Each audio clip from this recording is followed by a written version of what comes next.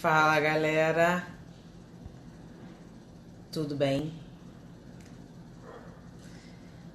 Vamos dar continuidade ao nosso Janeiro Branco. Fala galera, tudo bem? Vamos dar continuidade ao nosso Janeiro Branco. Vamos hoje. Algumas pessoas me pediram para falar sobre ansiedade. Ah, um monte de gente conhecida, legal, legal. Nossa, até a Suelen resolveu entrar, gente, que coisa boa. Legal. Então, janeiro é o Janeiro Branco. Eu falei isso na última live, o quanto que era importante a gente estar falando de saúde mental, que é um mês que fala disso, né? Que a gente busca uma melhoria de vida, busca uma reflexão, começa a conversar mais sobre saúde mental. Ana Maria também tá por aí, Dieguinho também tá por aí. Dieguinho, eu tô ouvindo o que tu tá fazendo aí, hein? Abaixa aí o teu som. A gente tem um estúdio, entendeu? E aí por isso que eu tô pedindo pra ele abaixar um pouquinho o som, que eu tô ouvindo ele. Mas vamos lá. E algumas pessoas pediram pra gente conversar sobre ansiedade. Esse é um mês em que se fala muito sobre isso. E muitas pessoas me perguntaram o que fazer quando ficam ansiosas e tudo mais. E eu queria começar separando um pouquinho isso do que é ansiedade, né? Porque as pessoas se queixam eu tô ansioso. E o que é estar ansioso? Porque tem uma diferença entre estar ansioso, ser ansioso, ter um transtorno de ansiedade. As coisas são diferentes. Ansiedade enquanto sintoma pode ser um sentimento, e isso é natural, isso pode acontecer, isso faz parte do nosso dia a dia. Eu tô falando do Rio de Janeiro, principalmente quem mora no Rio de Janeiro tem muita ansiedade, né? Até porque a gente mora numa cidade que é muito interessante, eu diria. E às vezes o que acontece? Às vezes você fica ansioso e tá achando que tá doente, ou você tem uma ansiedade extrema e não percebe isso como doença, enfim. E eu queria conversar com vocês, e é um bate-papo mesmo, eu queria conversar com vocês exatamente sobre isso. O que é ansiedade? Ansiedade, ela tá muito relacionada com o nosso dia a dia, como eu falei anteriormente. Pode ser muito natural, pode ser pontual, é um sentimento que a gente pode sentir, que melhora, que passa, só que isso enquanto sintoma. Existe também os transtornos de ansiedade, e os transtornos de ansiedade, quando a gente fala transtorno de ansiedade, eu tô falando de um espectro, são vários transtornos dentro do transtorno de ansiedade. Dentro do transtorno de ansiedade a gente tem o transtorno obsessivo compulsivo, a gente tem as fobias, fobia social, fobia específica, a gente tem o transtorno de ansiedade generalizada, o transtorno de pânico, e tudo isso mexe com a ansiedade. Então são os transtornos ansiosos. E o que eles têm de comum? Eles compartilham duas características que estão presentes em todos esses transtornos. O que difere é exatamente o que você vai ter, de que você vai ter medo, o que vai te causar desconforto. Mas tem duas características que estão presentes em todos eles, que é medo e a ansiedade, certo?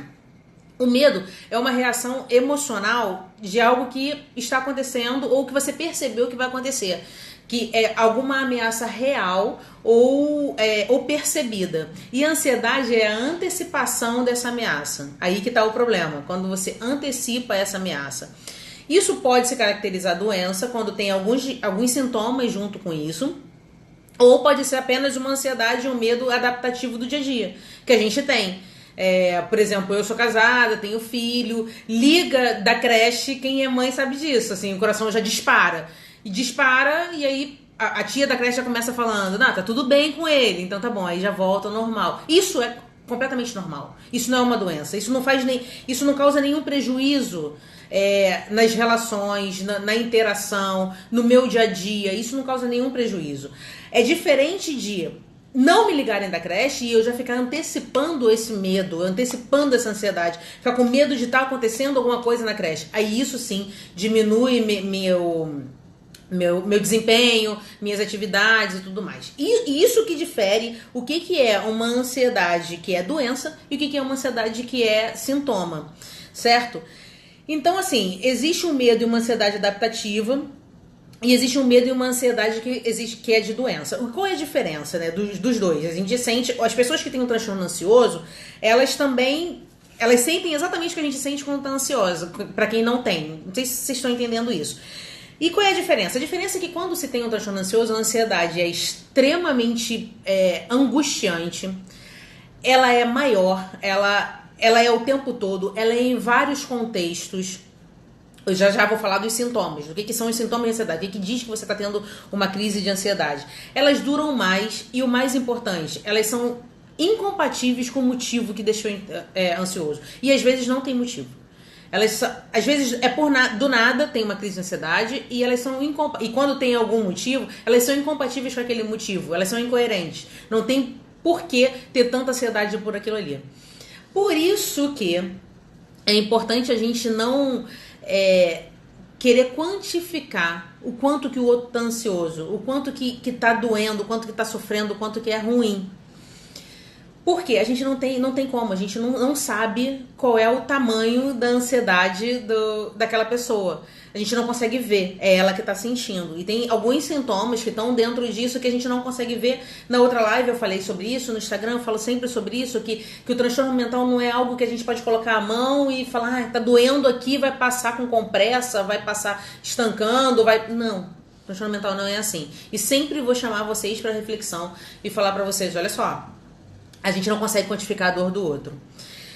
E para isso, eu separei aqui, como eu fiz da outra vez, eu fiz um script também do que a gente vai conversar. E eu separei aqui algo para esclarecer a vocês o que é uma crise de ansiedade. Uma crise de ansiedade que pode ser patológica. Uma crise de ansiedade, ela comporta alguns sintomas físicos, como sudorese, taquicardia, quer ficar suando, taquicardia, coração acelerado, tremor, um cansaço, pode ter também uma dificuldade de concentração, uma dificuldade no sono, de dormir, também tem esse sintoma. E o que pode... Uma inquietação, uma sensação de que está com os nervos à flor da pele. Quando as pessoas falam isso, e aí muita gente trata como se fosse algo, tá piti, tá querendo aparecer. Na verdade é uma sensação mesmo que eles têm, as pessoas ansiosas, de os nervos estarem à flor da pele, assim. Então é um negócio muito, muito inquieto.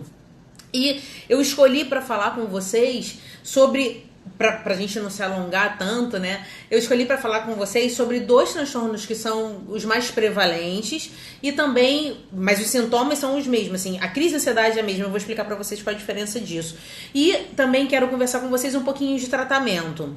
É óbvio que vocês não precisam decorar nada do que eu tô falando. É só a título de esclarecimento, porque eu de fato acredito na psicoeducação, que é quando o paciente sabe o que tá acontecendo com ele sabe por que ele tá tomando a medicação, ele sabe por que foi prescrito determinada coisa. De fato, o resultado é melhor, porque ele participa do tratamento dele. Então, eu vou falar um pouquinho para vocês o que seria o transtorno de pânico. O transtorno do pânico, ele é caracterizado pelo seguinte... pelas crises de pânico. Hoje, antes disso, tem um livro que é o DSM, que é um manual de diagnóstico e estatística de transtornos mentais. Por que ele existe, tá? Ele é feito pela academia, pela Associação Americana de Psiquiatria. E por que ele existe? Eu sempre gosto de explicar isso, para que você entenda como que é feito o teu diagnóstico. Por que ele existe? É o livro que a gente estuda aqui no Brasil, de transtornos mentais, é o livro que é estudado em grande parte do mundo. É estudado na Associação Americana. Então, assim, os sintomas de ansiedade que existem nos pacientes aqui no Brasil são os mesmos sintomas de ansiedade que existem nos pacientes ao redor do mundo. Por isso que a gente usa a mesma literatura, para que o psiquiatra aqui consiga diagnosticar e o psiquiatra longe, em outro lugar, também consiga diagnosticar, porque a doença é a mesma. É óbvio que tem algumas diferenças culturais. Por exemplo... eu falei pra vocês que o transtorno de ansiedade ele é marcado basicamente pelo medo e uma ansiedade excessiva, né? Tem essas 2 características. É óbvio que quem mora no Rio de Janeiro vai chegar pra mim enquanto psiquiatra e falar, eu tô com medo, eu moro num lugar perigoso, tudo mais. Isso não é um transtorno de ansiedade, isso é real. E quem mora em alguma cidade mais tranquila, talvez o medo não seja tão real, não seja tão excessivo e tudo mais, mas a gente precisa guardar as devidas proporções culturais de onde as pessoas moram, de onde elas convivem, qual é o tipo de relacionamento, como é que foi criado, o que foi aprendido, que tipo de olhar foi ensinado para o mundo, para poder fazer um diagnóstico. Mas o básico disso, assim, o que é comum, vou falar pra vocês, e quem tem transtorno de ansiedade vai se identificar com isso. Então, assim, transtornos de pânico. O transtorno de pânico, ele tem duas características muito importantes.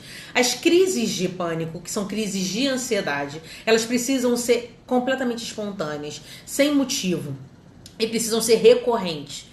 Hoje, no manual diagnóstico, a gente tem são 5 edições, a gente está na 5ª edição, que é a mais nova, e aí mudou um pouquinho alguma nomenclatura que vocês não têm a mínima obrigação de saber.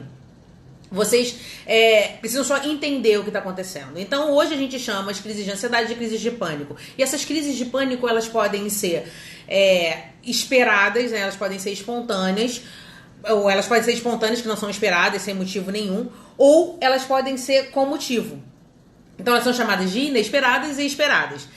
Quando ela é sem motivo, quando ela acontece de forma recorrente, isso caracteriza, com alguns sintomas, isso caracteriza o transtorno de pânico, com 4 ou mais sintomas. São 13 sintomas que podem caracterizar o transtorno de pânico. E aí a gente fala de tremor, de suor, de taquicardia, de aceleração, dificuldade de respirar, dificuldade de concentração. Desses 13 sintomas, 11 são físicos e 2 são cognitivos, que é um medo. São 2 medos que o paciente tem.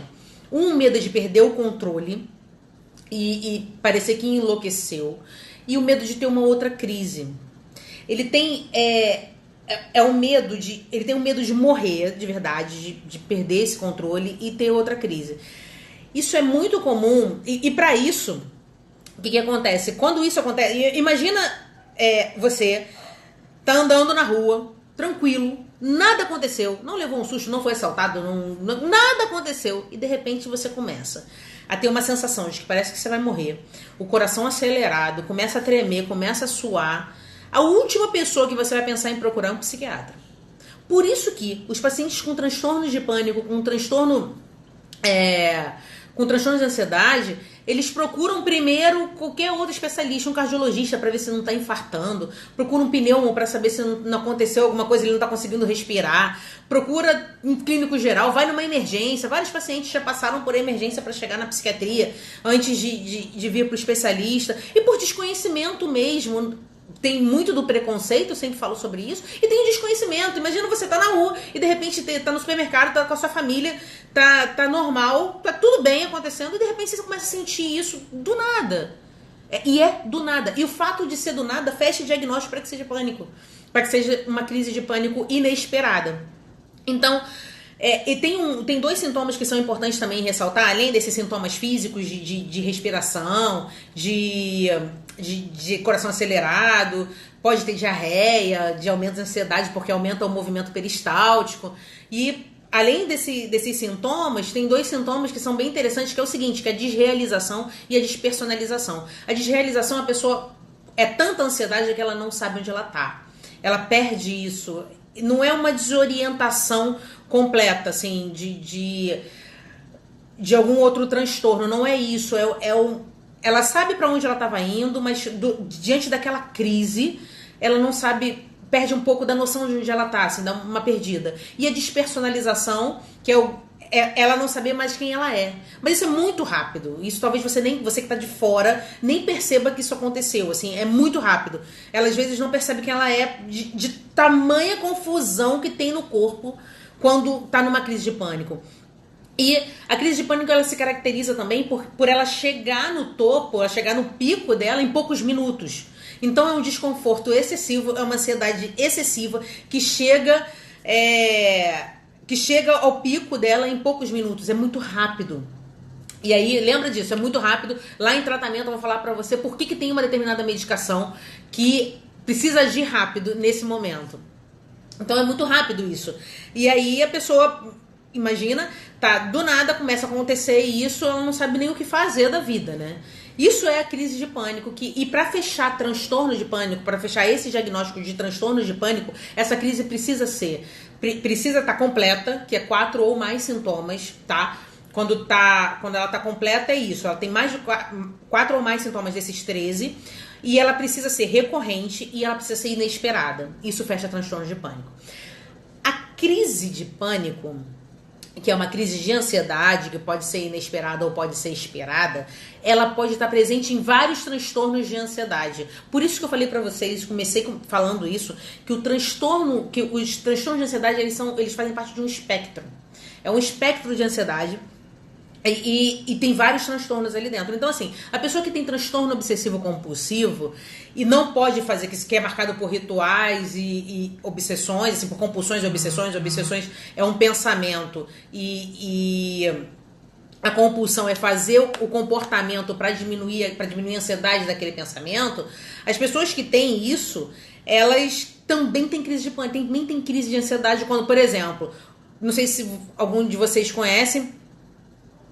Ah, que legal, tem uma pessoa que acabou de entrar aqui falando que só tá fazendo psiquiatria ou medicina por conta da psiquiatria. Seja muito bem-vinda à saúde mental. A gente precisa muito de médicos que possam olhar os pacientes de forma individualizada. Adoro isso. Mas vamos lá. Experimenta uma pessoa que tem transtorno obsessivo compulsivo, experimenta evitar que ela faça compulsão. Que ela não consiga impedir que ela tenha aquele comportamento. A ansiedade dela vai lá em cima. E aí tem esses sintomas que eu falei. Vai ter irritabilidade, vai ter taquicardia, vai ter sudorese, vai ter diminuição de concentração, pode ter desrealização, pode ter despersonalização, é um negócio absurdo. Vai lá em cima mesmo. É um desconforto muito grande e muito rápido. Esse é um transtorno de ansiedade. Experimenta chegar para uma pessoa que tem fobia social, que tem dificuldade de falar em público, que tem dificuldade de se expor. Fobia social, dentro da fobia social. Assim, a gente ficaria horas falando sobre transtorno de ansiedade porque é muita coisa. Mas eu vou me deter às crises de ansiedade. Uma pessoa que tem fobia social, e dentro da fobia social ela pode ser de performance ou pode ser de interação. Às vezes ela fica mais desconfortável de conversar com outra pessoa. E às vezes não, às vezes ela conversa numa boa, brinca numa boa, mas quando ela precisa mostrar um trabalho é bem difícil, falar em público é bem difícil. Experimenta colocar ela para fazer isso. Vai acontecer a crise de pânico. Só que tem um motivo. A gente sabe por que aconteceu. No transtorno de pânico, não. O fato de ser um transtorno de pânico é por ser completamente inesperado e recorrente, por ser espontâneo. Você não sabia o que aconteceu. E aí vem o desespero. E aí piora o pânico. Piora a crise. Porque você fica desesperado porque você não sabe o que aconteceu. Então... eu tô mais saudável. Quem viu meu vídeo de domingo, eu corri, tô bebendo água, são 3 litros de água por dia, complicado, mas vamos que vamos. Vai dar tudo certo. Esse é o meu mood somente o mood de você, esse é o meu, né? Eu preciso também fazer isso pra poder compartilhar com vocês, mas vamos voltar. Então, essa é a crise de ansiedade, tem esses sintomas físicos, tem alguns sintomas cognitivos e ela traz um prejuízo psicossocial.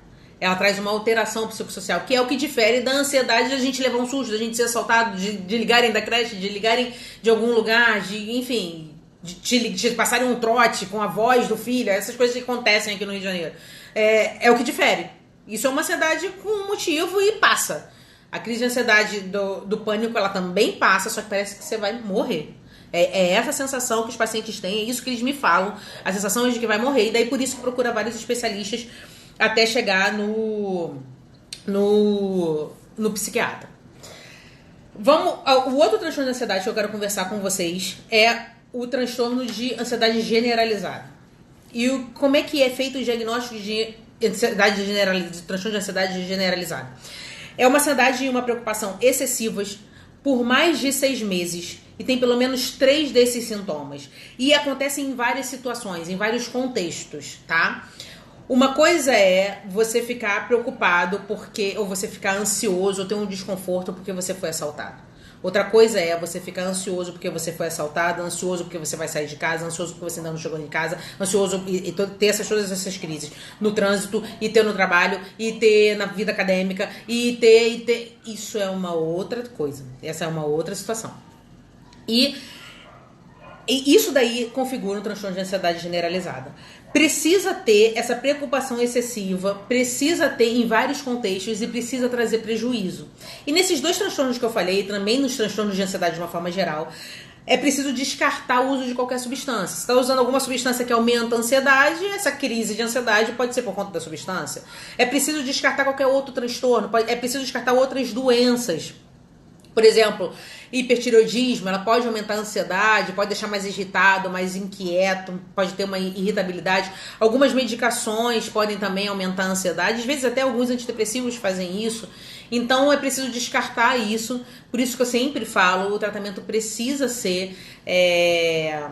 Tem uma pessoa que me perguntando, precisa ser individualizado. Tem uma pessoa me perguntando se fibromialgia tem a ver com ansiedade. Sim, a fibromialgia tem um componente emocional também. A pessoa sente dor, tá? E essa dor, ela pode aumentar por conta do componente emocional. Normalmente quando ela fica mais ansiosa, mais agitada.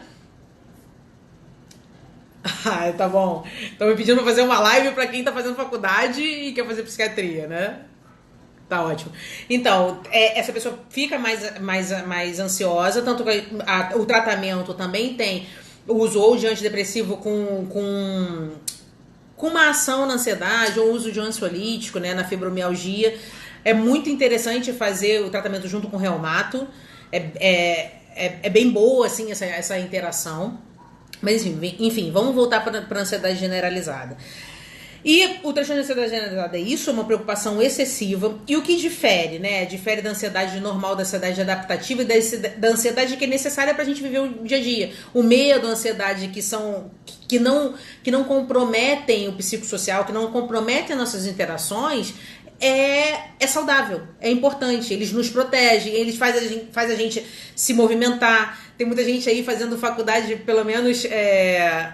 tá me falando aqui, né?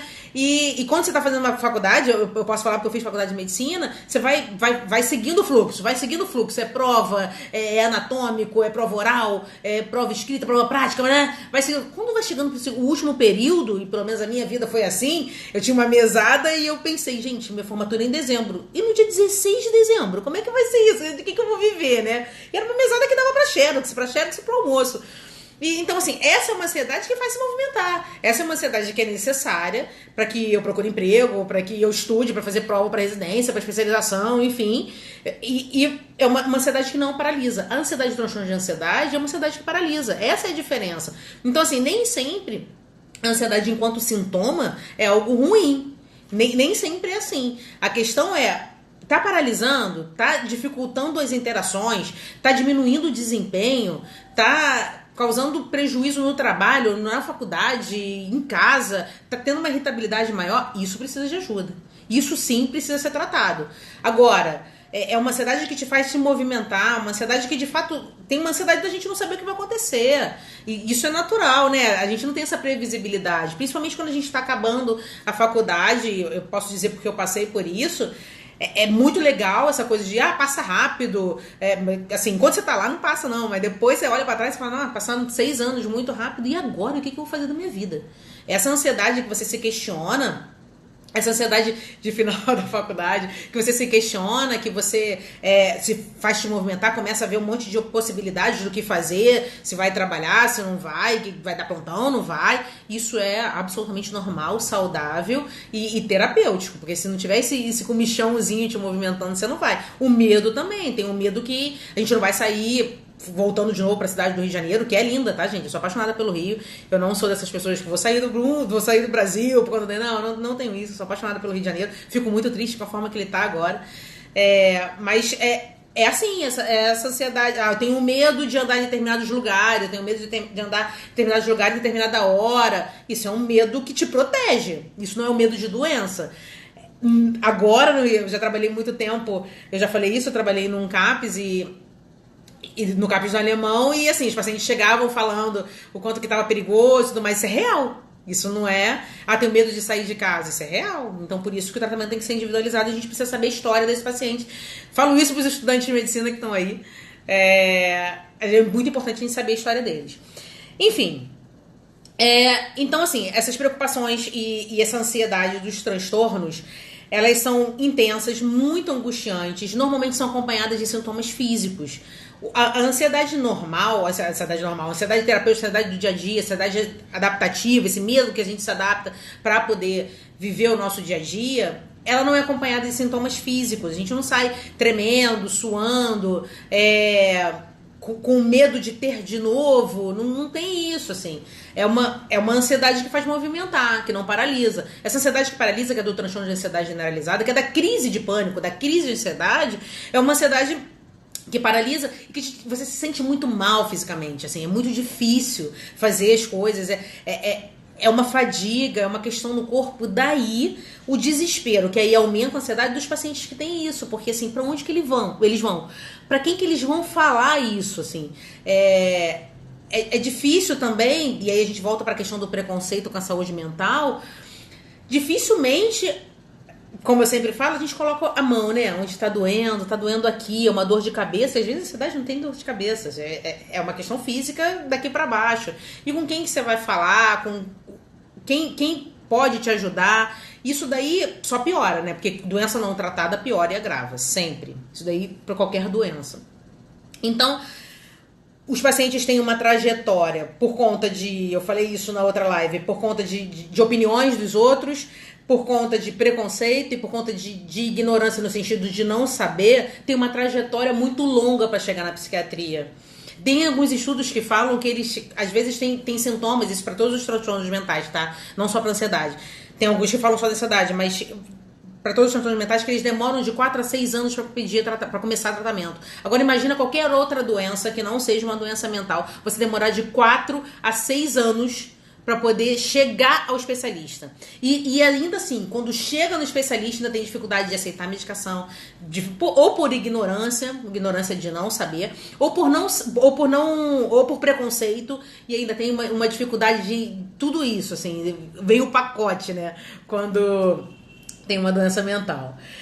Enfim, os transtornos de ansiedade, a crise de ansiedade do transtorno de ansiedade, normalmente dos transtornos de ansiedade em geral, pode acontecer sem motivo, diferente de uma crise, de uma ansiedade adaptativa, de uma ansiedade que a gente tem no dia a dia. Pode acontecer sem motivo, a diferença pode acontecer sem motivo, é muito intensa, é muito angustiante. Imagina você ter alguma coisa que você não tem motivo para ter e de repente fica muito intensa, muito ruim. Enfim, e parece que e existe isso mesmo, parece a sensação de que você vai morrer. Normalmente eles são acompanhados de sintomas físicos, tá? Agora vamos partir um pouquinho para tratamento. Tem algumas ferramentas para tratamento, né?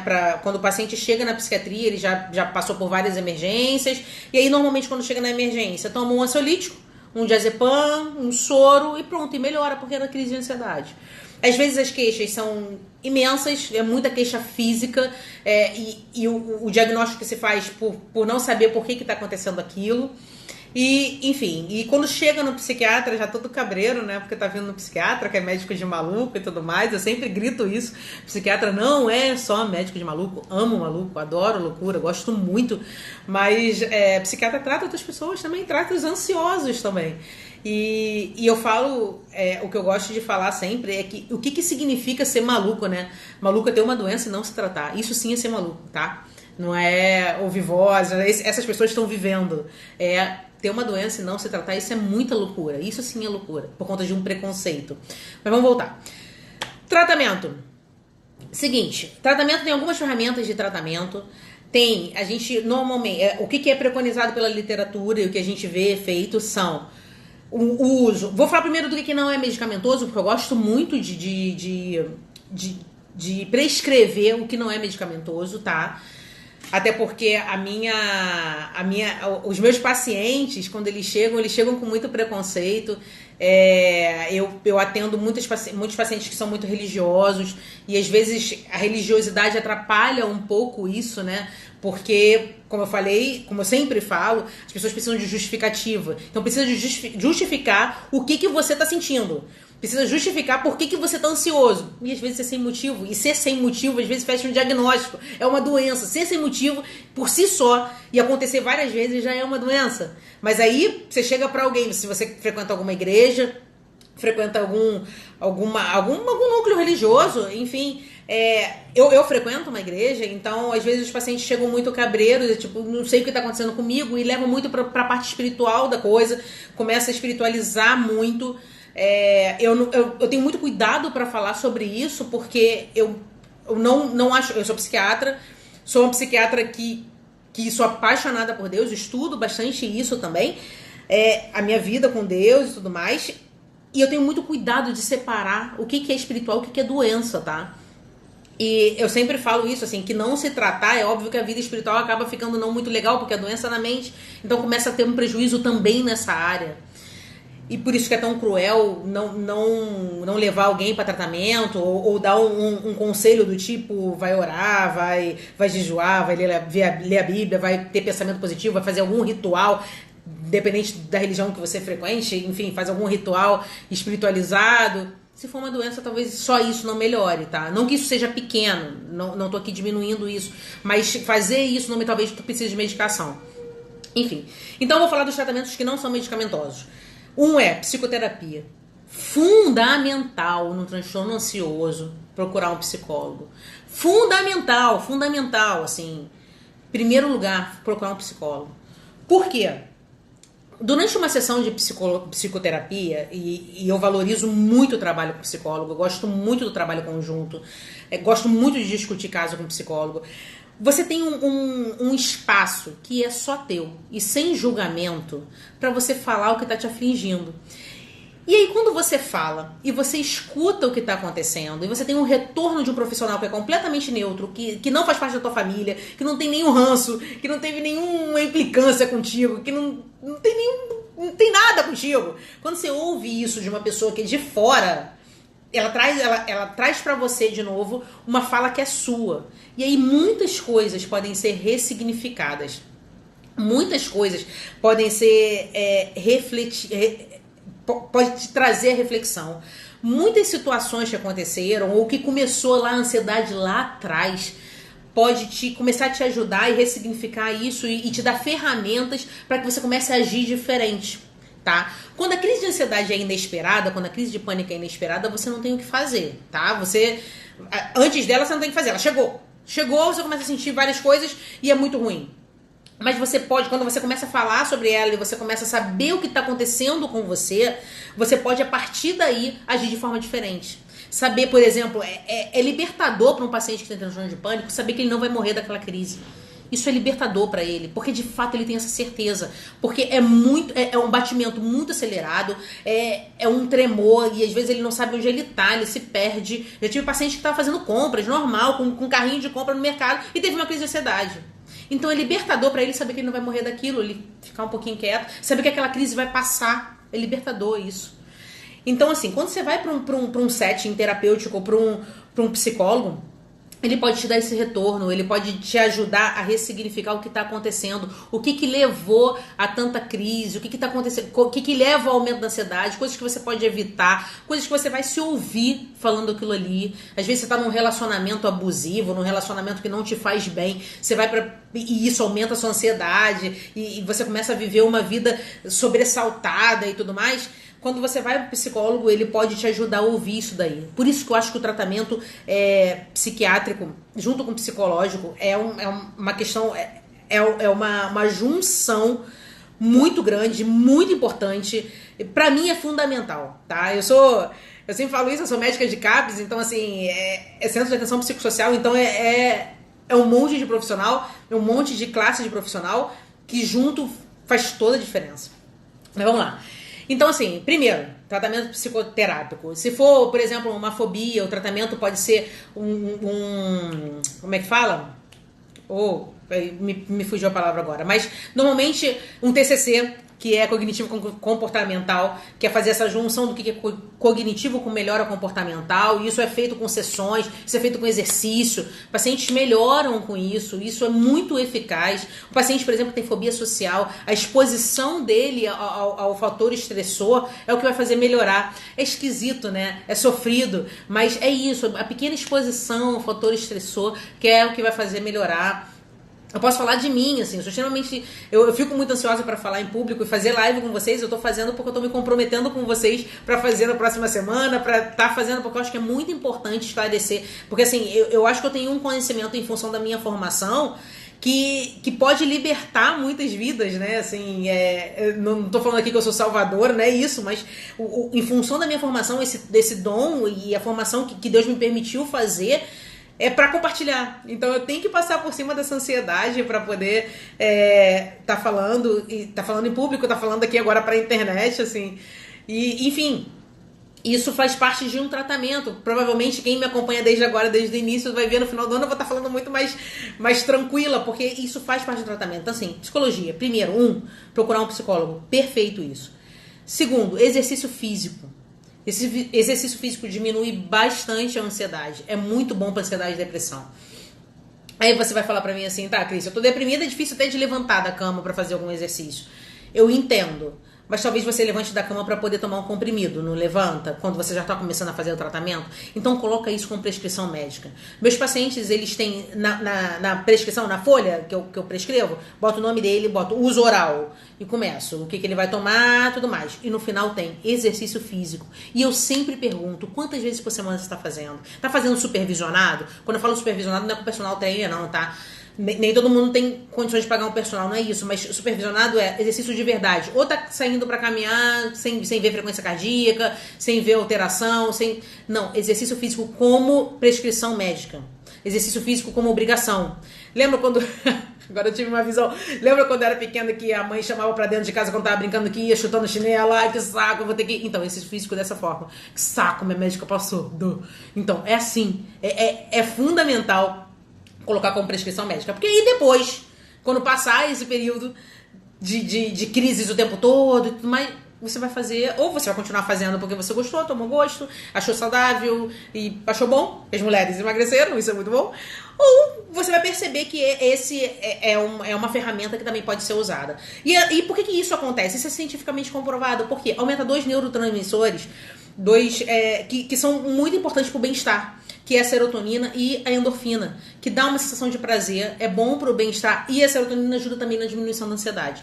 Tanto que os antidepressivos utilizados, eles inibem a recaptação de serotonina. Isso vocês não precisam decorar, nada disso. Só falei bonito para vocês saberem o que é, mas assim, o que eu quero dizer com isso? Eles fazem com que no nosso cérebro, quando toma o antidepressivo, fique mais serotonina. A gente já produz serotonina, só que quando toma um antidepressivo, quando tá mais deprimido ou mais ansioso, o cérebro faz com que fique mais serotonina ali na fenda sináptica ali no cérebro, e daí tem mais efeito de bem-estar, um maior efeito de na questão não é uma felicidade extrema, mas de voltar à normalidade, diminuir a ansiedade, melhorar a compulsão. Então isso também é bem importante. Enfim, exercício físico e psicoterapia. E agora a gente vai para as medicações. Medicações são duas classes de medicações. São os ansiolíticos e os antidepressivos. Ai, Cris, mas é live de ansiedade, eu não tô deprimida. Beleza, mas o tratamento de ansiedade é com antidepressivo. E tem uma diferença nisso. Ah, tá bom, já tomo ansiolítico, e ansiolítico, o nome já diz, é pra quebrar a ansiedade. Então é só isso que eu vou tomar. Eu vou te explicar qual é a diferença. O ansiolítico, ele funciona da seguinte forma: ele diminui a crise, ele resolve a sua crise na hora que você está tendo, naquele minuto. Ele evita a crise por algumas horas. É muito importante que você tome, e principalmente no início. O que eu gosto de passar são remédios de ansiedade que são sublinguais, remédios com maior absorção. Lembra lá no início da live que eu falei que as crises de ansiedade são crises que elas começam muito rápido. A crise de pânico é um desconforto, uma ansiedade muito intensa, muito angustiante, que começa muito rápido, e isso também faz parte do diagnóstico, né? É em minutos que ela chega no pico, é em minutos que você fica muito mal.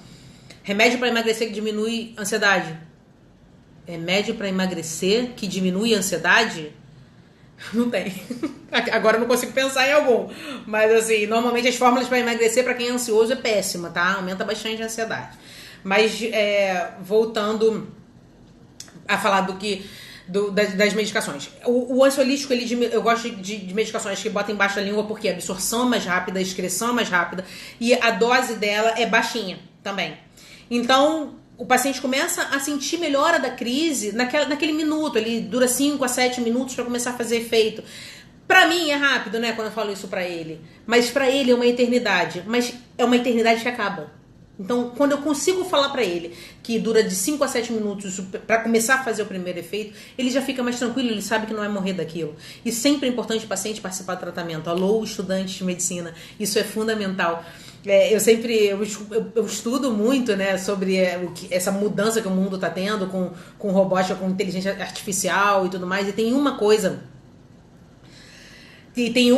que não vai acabar, tá? Algumas cirurgias o robô já está fazendo, algumas pequenas cirurgias, grandes cirurgias, cirurgia de um lado do mundo e o médico do outro lado do mundo, isso já está acontecendo. Mas tem uma coisa que o robô não vai poder ser, não tem como, que é ser humano.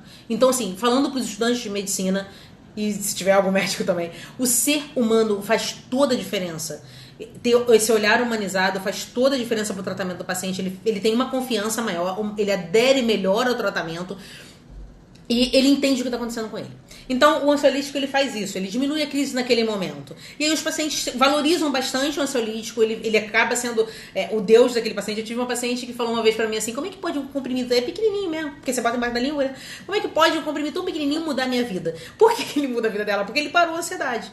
Só que ele não te garante que você não vai ter outra ansiedade amanhã. Ele não te garante que você não vai ter outra crise de ansiedade de tarde, de noite. Ele não te garante isso. Por isso que quando eu passo pro paciente, eu falo, essa medicação você vai tomar por crise, não é por dia. É por crise.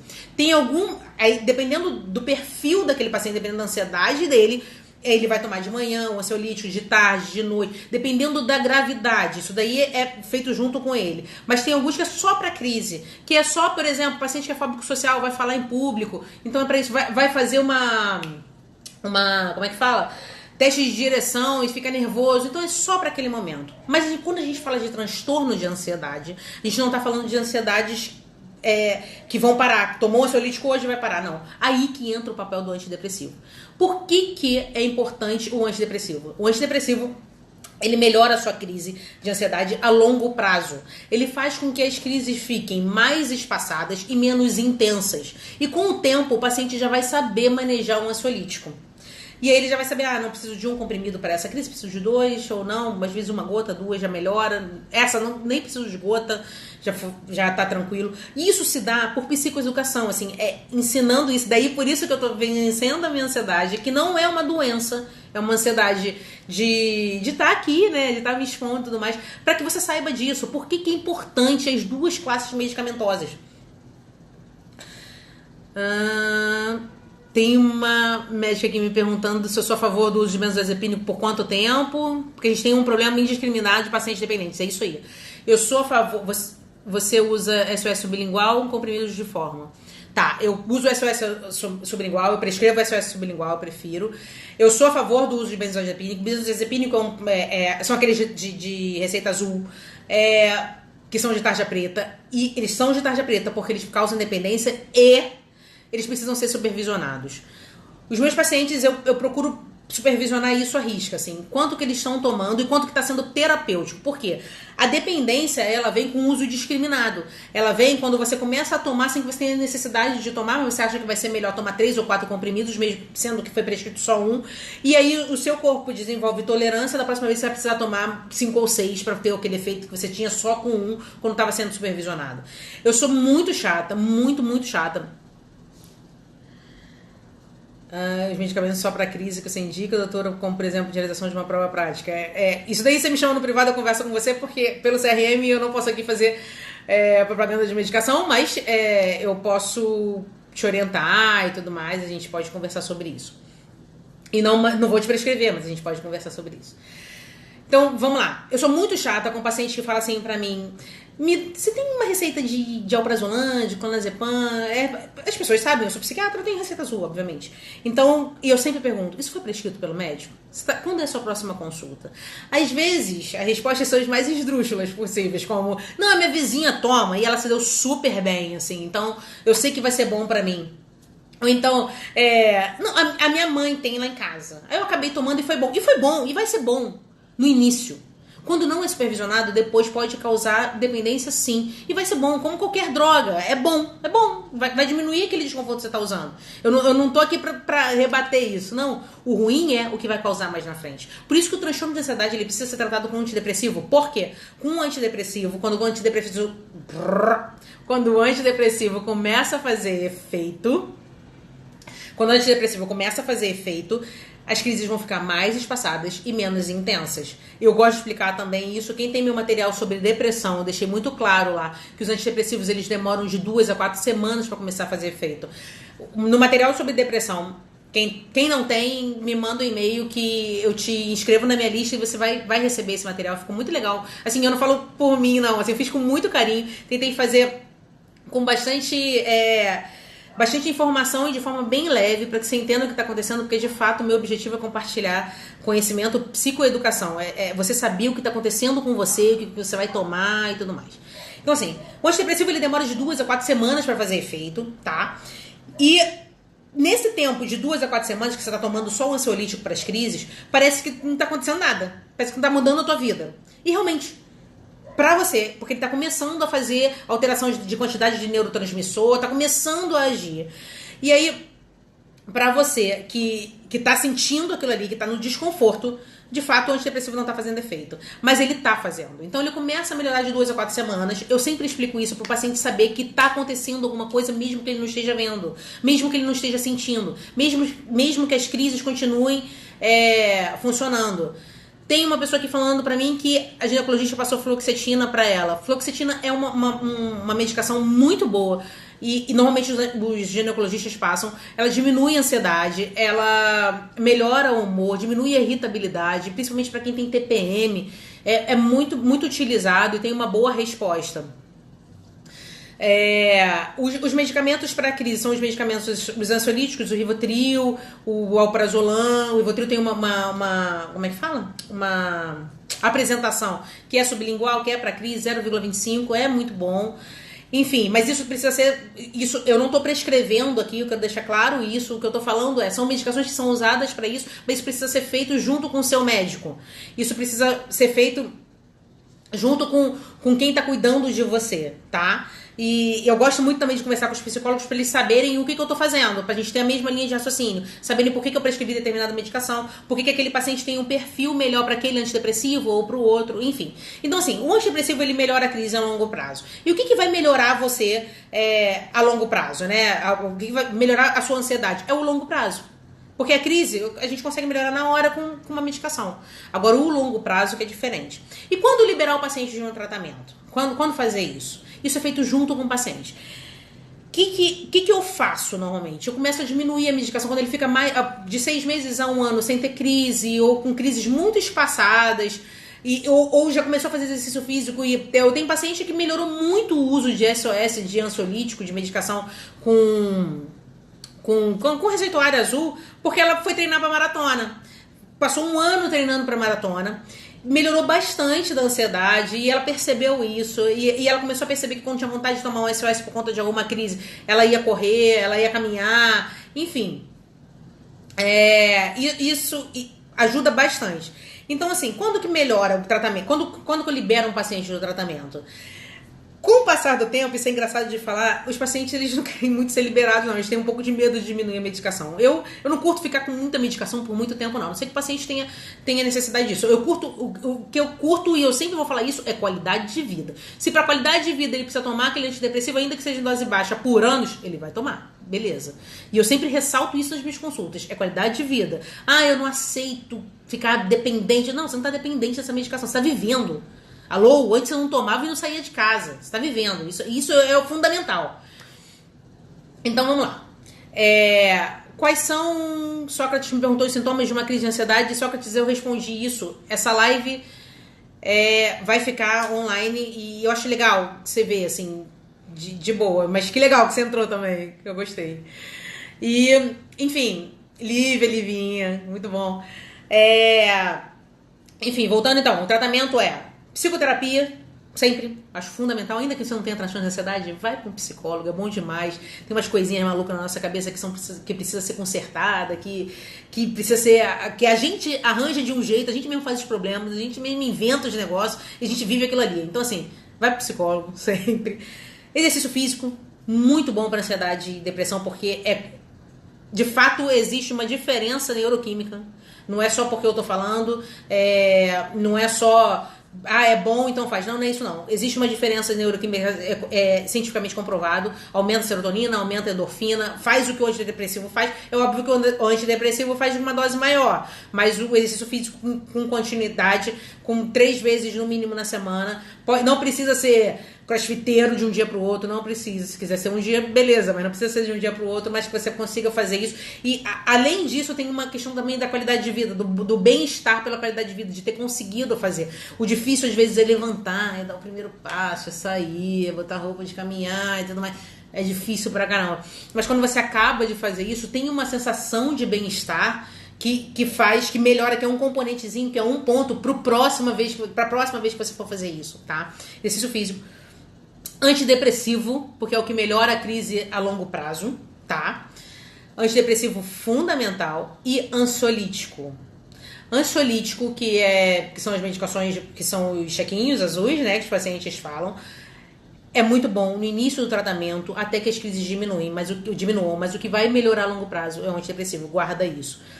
Se tratem sempre, se tratar é fundamental, pela qualidade de vida, esse sentimento, é desconfortável demais a ansiedade, é muito ruim, não dá para as pessoas saberem. E trazendo um pouquinho do que eu falei na semana passada, a opinião de quem nunca sentiu isso não importa. Ela não sabe o sofrimento que você tem quando você entra numa crise. Isso não dá para dimensionar, tá? Então, assim, procure ajuda. Se pra você ainda tá difícil ir no psiquiatra, se pra você ainda tá difícil marcar uma consulta, assim, médico de maluco, mas começa indo pelo psicólogo, começa fazendo exercício físico. Isso já vai melhorar, já vai te dar uma sensação e já vai diminuir um pouco do preconceito do que é cuidar da mente, tá? Quando eu prescrevo, e eu prescrevo mesmo. Eu, uma vez, além de exercício físico, eu prescrevi para um paciente meu para ele deixar de ser Vasco, porque ele chorava pra caramba. Aí, Ana Martins, pra você essa também. Porque ele chorava pra caramba e não era uma zoação, assim, ele ficava muito mal, ele brigava e tudo mais. Filipão, falando CrossFit liberta, tá vendo? Da ansiedade, é verdade, da impulsividade, da agressividade, da irritabilidade, e liberta mesmo, assim, exercício físico liberta de uma forma geral. Então, assim, eu não tô falando pra vocês deixarem de ser Vasco, mas uma vez eu falei pra um paciente, porque ele chorava, ele esperneava quando o Vasco perdia, e aí, gente, assim, bastante vezes, né, que isso acontece, mas sem zoação, não quero zoar aqui. E aí eu falei, deixa de ser Vasco, cara. Ele falou, não consigo, doutor, e tal. É óbvio que foi uma brincadeira, mas eu prescrevo exercício físico para as pessoas, prescrevo para mim. Tô me comprometendo com vocês de que eu vou fazer de novo essa semana direitinho. E é isso, assim, eu quero agradecer. Não quero tomar muito tempo de vocês, pra live não fica chata também, né? Quem não viu não tá aqui, né, obviamente, mas eu não respondi alguma pergunta que foi mandada, que vocês viram aí, quem não, que escreveu e eu não respondi, manda pra mim um direct, eu respondo. Quem não me deu e-mail ainda e quiser se cadastrar, se inscrever na minha lista, pode mandar. Eu fiz um material sobre depressão bem legal. Quero agora fazer um de ansiedade também, com coisas que eu explico durante a consulta, que não são coisas que estão no livro, mas coisas que eu aprendi que era muito importante, fazia diferença para os pacientes saberem. Então, eu coloquei isso num papel para depressão. Se vocês quiserem mandar para mim por direct ou se inscrever, na bio do meu Instagram tem ali uma página de inscrição para vocês se inscreverem, e daí vocês vão receber esse material. Tenho muito interesse que vocês saibam disso, principalmente quem se trata e para quem também está perto de quem se trata. E para os psicólogos, eu acho importante vocês saberem também as demandas dos pacientes, né? Tô tomando há 2 semanas, não melhorei, quero trocar, vou parar. Tô tomando só a medicação para ansiedade, não tô tomando antidepressivo. Pra vocês saberem mais ou menos o que acontece. Tá certo, gente, assim, muito... É difícil, né, despedir, mas vou fazer isso pra não ficar chato, pra vocês não falarem semana que vem, caramba, demora horas, né, na live, não vai ser assim. E me mandem sugestão, essa sugestão de transtorno de ansiedade pra hoje foi de alguns seguidores, eu acho que foi legal. Me mandem sugestão de tema pra semana que vem, e a gente conversa de novo. Vou mandar de novo uma enquete perguntando qual é o melhor horário pra vocês, pra gente fazer. Tá bom? Muito bom ter vocês por aqui. E não esqueçam, isso é sempre, mude sua mente, mude você sempre, porque mudando a mente você vai mudar você. E eu vou seguir essa semana mudando a minha mente pra me mudar, fazer exercício que pra mim é difícil, comer direito, tudo isso. E assim, e uma vez eu ouvi isso, né? O importante não é chutar o balde. Chutar o balde a gente acaba chutando. O importante é perder o balde de vista. Não vamos perder o balde de vista. Quem aí se desorganizou, vamos voltar, vamos de fato voltar pro mude sua mente, mude você. Tá certo? Mude sua mente, mude você. Fui!